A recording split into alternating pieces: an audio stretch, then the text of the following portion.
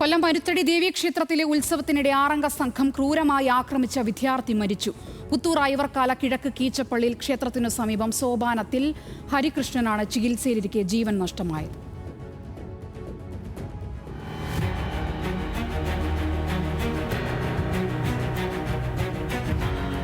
March 2-ാം തീയതി പുലർച്ചെ ക്ഷേത്രത്തിലെ തങ്കയങ്കി ഘോഷയാത്ര നടക്കുന്നതിനിടെയായിരുന്നു ആക്രമണം. ഹരികൃഷ്ണനും സഹോദരൻ ജയകൃഷ്ണനും ചേർന്നാണ് ബന്ധുവിന്റെ വീട്ടിനടുത്തുള്ള മരുത്തടി ക്ഷേത്രത്തിലെ ഉത്സവത്തിനെത്തിയത്. ഘോഷയാത്രയ്ക്കിടയിലുണ്ടായ തിരക്കിൽ നിന്ന് മാറി നിൽക്കാൻ ശ്രമിക്കുന്നതിനിടെ മുന്നിൽ കയറി നിൽക്കുന്നത് എന്തിനാടാ എന്ന് ചോദിച്ച് അസഭ്യം പറഞ്ഞ ഒരു സംഘം ഹരികൃഷ്ണനെ കയ്യേറ്റം ചെയ്യാൻ ശ്രമിച്ചു. ജയകൃഷ്ണൻ ഇടപെട്ട് പ്രശ്നം പരിഹരിച്ചു.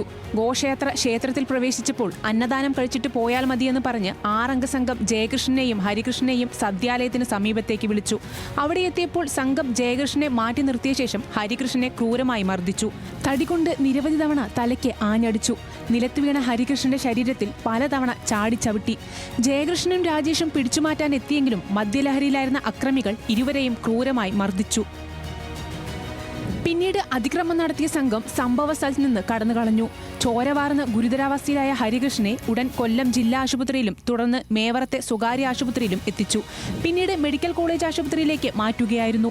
തിരുവനന്തപുരം മെഡിക്കൽ കോളേജ് ആശുപത്രിയിൽ അതീവ ഗുരുതരാവസ്ഥയിൽ തുടരുകയായിരുന്ന ഹരികൃഷ്ണന് ഇന്ന് ജീവൻ നഷ്ടമാവുകയായിരുന്നു. ഹരികൃഷ്ണനെ ആക്രമിച്ച 6 അംഗ സംഘത്തെ ശക്തികുളങ്ങര പോലീസ് പിടികൂടി. മരുത്തടി സ്വദേശികളായ സുനിൽകുമാർ, രതീഷ്, വിമൽ രാജ്, സനിൽകുമാർ, ഷാമിൽ രാജ്, ഷിബിൻ എന്നിവരാണ് പിടിയിലായത്.